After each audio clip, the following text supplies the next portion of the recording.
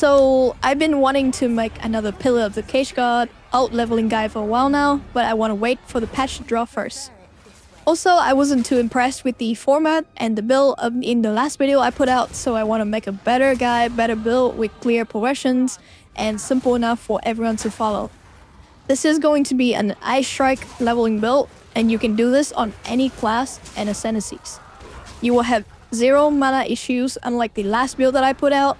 Build is simplified with one button playstyle with Tempest Spell, and you will run the same skill set from level 14 until the end of the campaign. This build also features extremely fast movement speed and explosive screen-wide Herald Clear, so let's get started. First, we'll discuss the prerequisite items for this out-leveling build because I want to emphasize the importance of investing currency to purchase the items that I mentioned.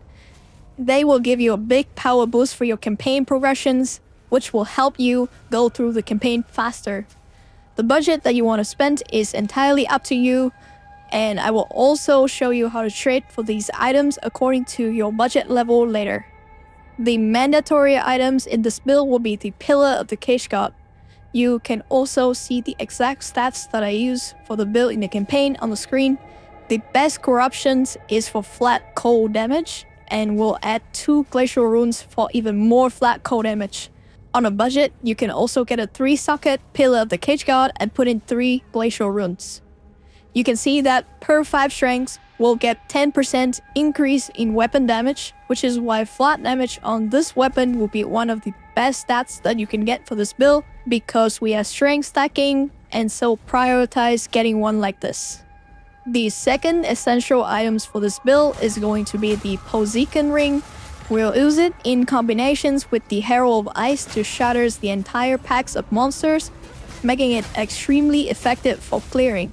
We'll only replace this ring when fighting bosses, and while the roll isn't too important, a higher cold damage and strength will be beneficial. In this build, we'll be using Fog Shades. It's a level 1 unique body armor that you can equip right from the start. This armor provides 10% movement speed bonus while at full life, which is really good for moving quickly throughout the campaign. If your goal is to finish the campaign as fast as you can, then you can definitely wear this body armor from level 1 until the end of the campaign, which is what I did, and it can be a little bit squishy in the end, but that should be fine because we also do a lot of damage. I'm also using 2 unique boots, and it's because Luminous Pace can be equipped at level 1, and by level 11, we'll swap to Wanderlust. 10 and 20% movement speed in the early game is amazing, and eventually in the late game you could swap to a rare pair of boots with more movement speed if you want. So North Pole did recently receive a buff from JGG, and it's now provide nearly double the amount of flat physical damage in the early game. Overall, it's quite good early, and you can equip it from level 1. However, outside of the early game, you can find much better glove that has higher flat damage roll, which can add a lot more damage to the build. The Metronaut Girdle is a very strong belt that you can use throughout the entire campaign. If you get a good roll, it provides 50 strength, which is equivalent to 10 passive attribute points, and plus you can use it from level 1, which is crazy good. There are many people underestimating the Thrusil helmet, but after testing it in my build and completing the campaign in under 6 hours, I can confidently say that this helmet is incredible. In PoE 2, obtaining the Onslaught buff is quite hard. You can get it on the Death Rush ring or the Thrusil helmet. We get a lot of flat damage from our ring slots, so it's a better trade-off to use the helmet slot for this. And by equipping this helmet, we'll receive a constant onslaught buff, which provides 10% increase in movement speed and a 20% increase in skill speed, which translates to 20% increase in attack speed. Additionally, we can quality our Ice Strike for an extra 10% more attack speed, which is very beneficial for the build. Before getting to level 27s, you'll need to use other helmets. Wings of Selene is here only because you can equip it at level 1 for some extra dexterity. And you will need this to be able to equip and use all your other unique items like Fog Shades or Pillar of the Cage God. Some extra dexterity in the early game is not bad as well, but you will swap to the Grey Mech at level 5. And for the Grey Mech, try to get a good strength and dex roll, as they will be very beneficial for the build. This helmet provides so many attributes in the early games, and it will provide a big damage boost to the build up until level 30. However, you'll swap to Thrill Seal at level 27 anyway, so yeah. Carnage Heart is a really good amulet as it provides plenty of attributes as well as all elemental resistance. It does reduce our maximum life by 20%, so you can try and cover that up with flat maximum life body runes in your ammo slots. There are other options as well, but I decided to go with this one ultimately. You don't really need to go and anoint your amulet for the campaign, but if you worry about mana, conservative casting is a good and cheap anointment, and you will save about 3 passive points because we do path through there. The ring slot is a very special slot because it provides a lot of flat damage as I mentioned earlier. I kinda overlooked this aspect when I created the guide last time, so this time I will go more into the detail of it. You will need a total of 4 sets of ring. At level 1, you will start with your first sets of rings, and you should replace them at level 28 with a new set, and then again at around level 42 to 44, and you can do a final upgrade between level 51 to 55. These upgrades are crucial for keeping up with the scalings of the campaign and happens right at the spike or at the breakpoint of the items and modifier level. And I say set of rings because Poziken doesn't add anything to the single target damage of the build, so you'll swap it out for bossing. For tailoring, you will use Poziken with one of your stronger rings. Initially, your first set of rings will be the Black Heart ring. These rings have recently been buffed as well, so it's important for you to aim for the best flat physical damage roll. In addition to this ring provides an intimidation debuff and some flat life regen, so it's quite comfy in the early games. At around level 28 or so, you will need to swap out to your second set of ring, otherwise you will be falling behind in damage. This will be done just before facing the Act 2 campaign boss. You will want to buy rings with double or triple flat damage that roll at tier 3 or higher. The tier of modifiers determines how high can that modifier roll, but for simplicity's sake, I will just show you how to get the best ring for your level right after these sections. For now, just keep in mind that flat damage is great. You want at least 2 or even 3 is even better, and for the rest of the modifiers, attributes and resistance will both be good. Before fighting the final boss in Act 3, it is a good idea for you to switch to your set 3 rings, typically at around level 41 to 44. And at this level, the best option available on the market are typically breach rings with attack stats. And you can apply Catalyst to this ring to further boost the attack rolls, and usually I would say it's optional, but if you are using breach ring and you're not applying Catalyst, it's kinda illegal.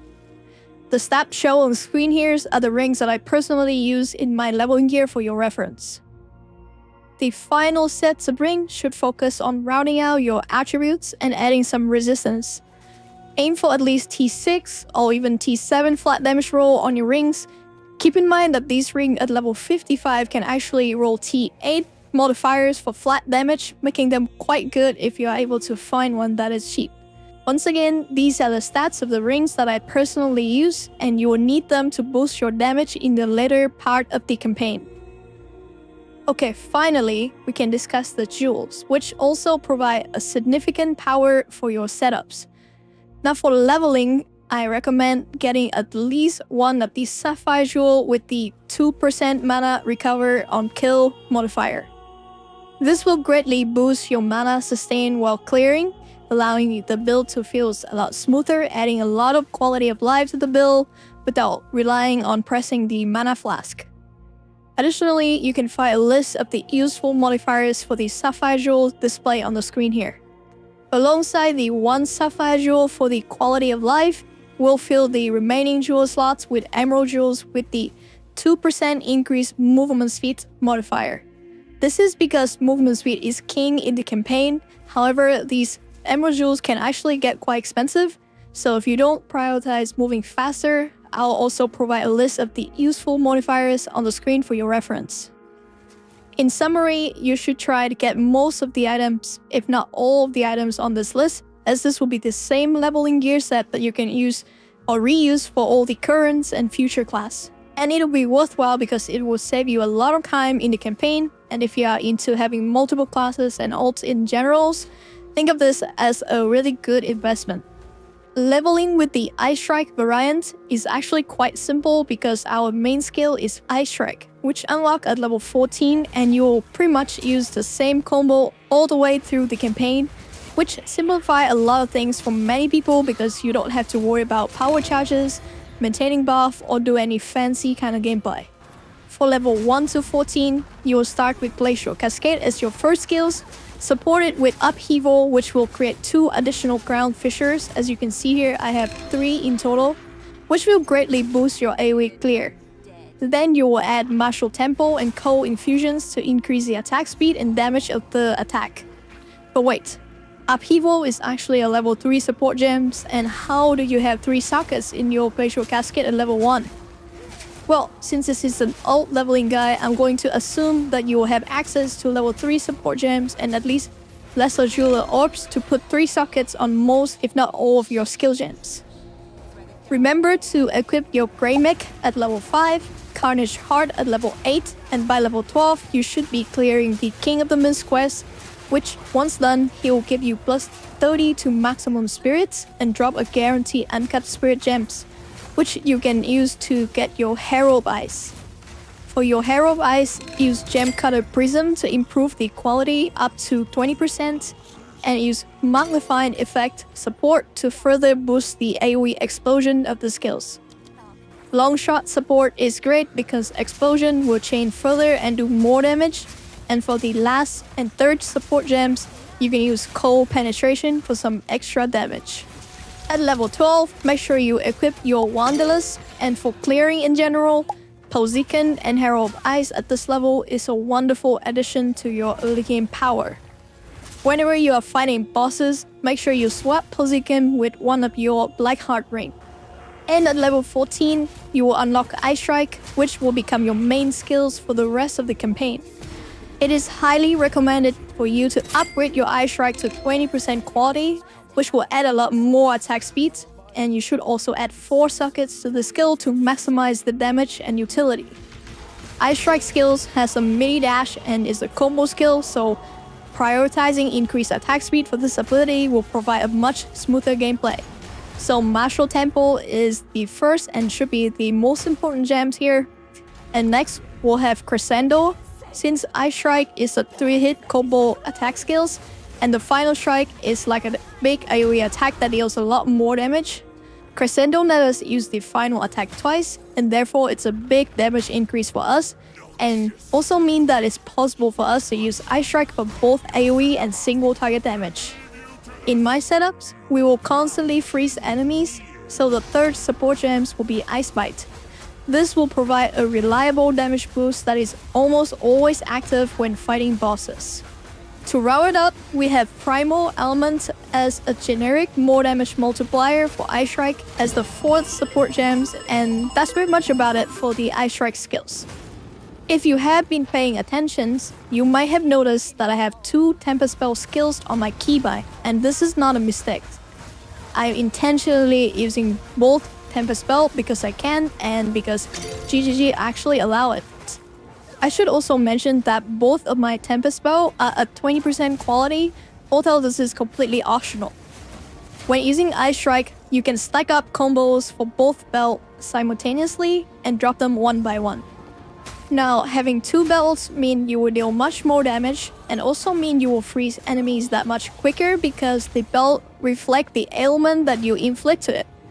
For the first belt, you want to put Soul Thief on there to help sustain mana for single target damage, Font of Rage to add a bit more damage to your attack, and Overabundance so you can stack up your combo for the next belt, while the first one is already out, and with this, we'll be able to consistently have a source of bell damage when fighting bosses. For the second bell, we'll use Font of Mana for additional mana regenerations, Calling Strikes for calling, and Heavy Swing to increase bell damage. Overall, just by having 2 belts on top of the boss, you will deal tons of damage already, and Ice Strike in general works exceptionally well with Tempest Belt, making this build extremely powerful right from level 14 when you are able to unlock Ice Strike and can craft 2 Tempest Belt skills. Just a side note, when you are crafting Tempest Belt, make sure that you craft the first one, remove the gems, and then you can craft another one. That way, you'll be able to craft 2 Tempest Belt. At level 27, make sure you swap your helmet to Thrill Steel, and this will speed up your clear immensely. And also, by level 28, you should make the swap to your second set of rings as well for more damage. Ideally, before fighting the campaign Act 2 boss. At level 31, with the skill gems at level 9, you can cut Hand of Shayula into your skill gems. This skill will allow you to apply both a socketed curse and a mark simultaneously, but with reduced effect. For the curse slot, we'll use Hypothermia to lower enemy cold resistance, which means we don't need to invest in cold penetrations from the passive skill trees, as campaign monsters typically have lower resistance. Additionally, for the mark slot, we'll use Freezing Mark to speed up the freeze build-up on enemies, and for the last socket, we'll put Hind Curse to counteract the reduced curse effect from Hand of Shayula. The skill is mainly used for bossing only, but we'll talk about the rotation later.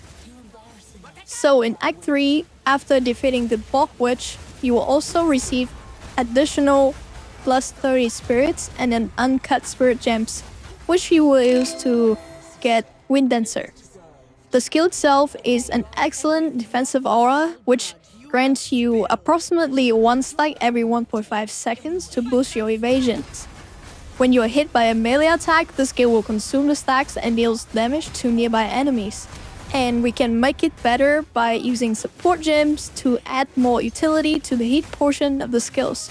For example, adding a blind support gems means that whenever you get hit, surrounding enemies will also be blinded, making it easier to dodge incoming attacks. Now, Wind Dancer have already provided knockback, but adding Wind Wave can also be good, because if you get surrounded and you get stunned, Wind Wave will provide another form of knockback, which has pretty much saved me a few times. And just before fighting Doyani in Act 3, make sure that you should have also made the swap to your third set of rings, and make sure that all the skill gems are at the highest level that they can be, and it should be smooth sail from here.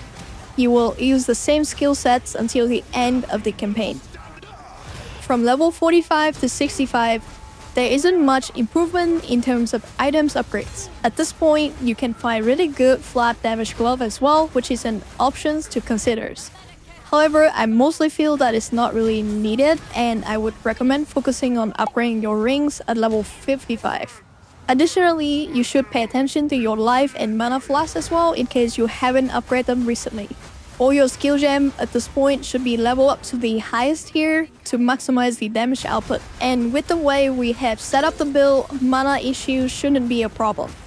Near the end of the campaign, after defeating the Bulk Witch for the second time, you will receive an additional plus 40 spirits. And with this, you can utilize the Overwhelming Presence aura to freeze enemy even faster. You will also have 10 extra spirit, so adding a Clarity support gems for some extra mana regeneration doesn't hurt. And that's all you need to know regarding the skills and item progressions for this build. While this build is pretty straightforward to use, I just want to make sure that everyone is on the same page with the rotation for the single target damage in case there are any confusions. So we have 2 Tempest Belt, and we should assign keybind to both of them. First, remember to swap out your Posikin ring, and then you can start the fight by using Hand of Chayula on the boss. After that, just spam Ice Strike until you have 4 combos for the belt, and then place both belt on the boss and continue to spam Ice Strike. And you just need to keep repeating this process until the boss is dead, and you should not worry about reapplying curses or anything like that. Let's talk about the passive skill trees, and the idea here is that you are trying to get as much attribute notes as possible. While efficiently, you want a path to where you are going to get more attack speed, movement speed, and damage around the pathing. By using Ice Strike, we need a lot of strength to do damage, but we also need a lot of dexterity for attack speed as well, because in my experience, attack speed pair very well together with Ice Strike, and we can build up our combo fast to spend them on the Tempest build. Now this means that depending on your starting locations, for example, I am starting a witch class here.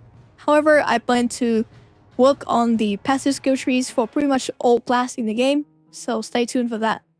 So our locations is on the witch side, and we can take good notes like tenfold attack, which gives strength and attack speeds.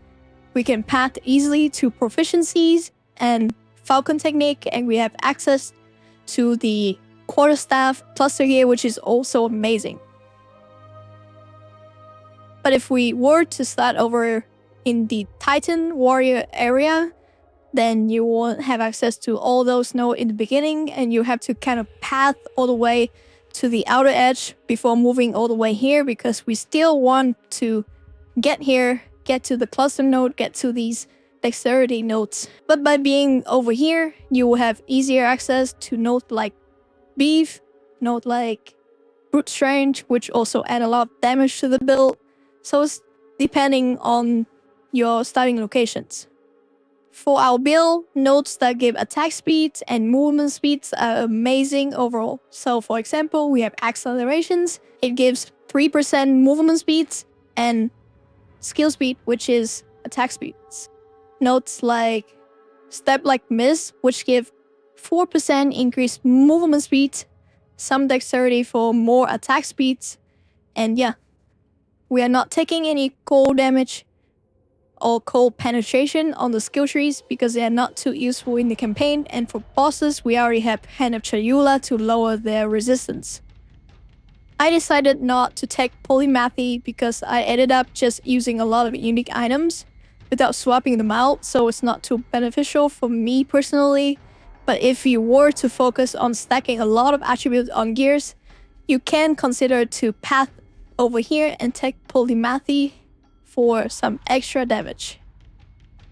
But overall, that should be the idea of the passive skill trees. Once again, I'll put a guide out and I will have it for all the classes in the game, so it will be easier for you guys to follow. And on the topic of the written build guide, this is the written build guide, and I'm going to have it for all the variants for all classes as well.